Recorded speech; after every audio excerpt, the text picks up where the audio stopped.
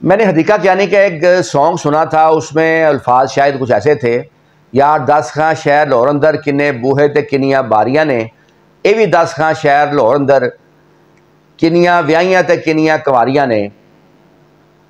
तो आगे जवाब था कि जेड़ियां बैठियां ने सजना के पहलू दे विच उही व्याहियां ते बाकी कुंवारियां ने। तो ये बात मुझे 100% दुरुस्त लगी।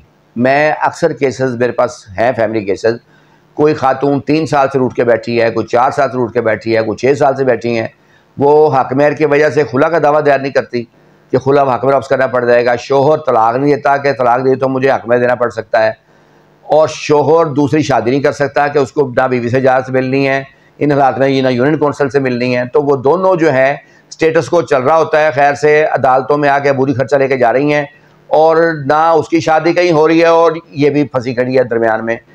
फिर इन लोगों को ये नहीं समझ आती कि एक तो हमारी ज़िंदगी वैसे कम होती है, ऊपर से जवानी का अरसा कम होता है। तो ये जवानी का वो पीरियड अगर ये उसके 5, 6, 7 साल ज़ाया कर देंगे इस तरह, शोहर के होते हुए बीवी शोहर से दूर हो, या बीवी के होते हुए शोहर बीवी से दूर हो, तो फिर ये क्रीम एज है इंसान की, और इसको अगर ये ज़ाया कर देंगे तो फिर ये कभी ये जो अरसा है सालों का, ये वापस नहीं आ सकता।